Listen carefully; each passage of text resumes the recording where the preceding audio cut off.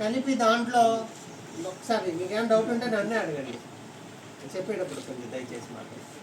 So ఇవన్నీ కూడా మీకు ఇందులో కూర్చోబెట్టడాన్ని వెక్టరైజేషన్ అంటారు.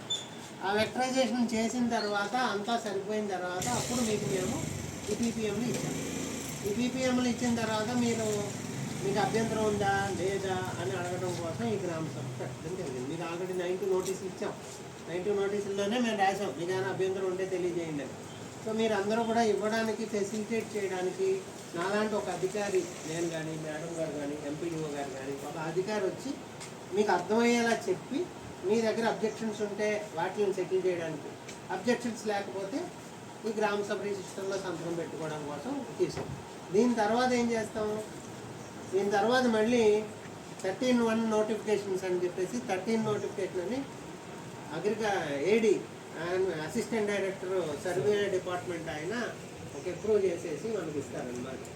ఇచ్చిన తర్వాత ఆ 13 నోటిఫికేషన్ అయిపోయిన తర్వాత ఇదంతా కూడా రెవెన్యూ డిపార్ట్మెంట్కి పంపిస్తాం. రెవెన్యూ డిపార్ట్మెంట్ వాళ్ళు దీన్నంతా కూడా ఆన్లైన్లో చేస్తారు. అంటే ఏదైతే పొలాలు ఏవైతే ఉన్నాయో ఈ పొలమా అనేది వాళ్ళ సబ్ డివిజన్ అయిపోయింది.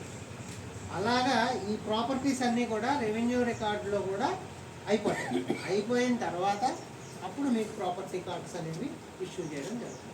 అంతేనా మేడం? ఓకేనండి, థ్యాంక్ యూ వెరీ మచ్.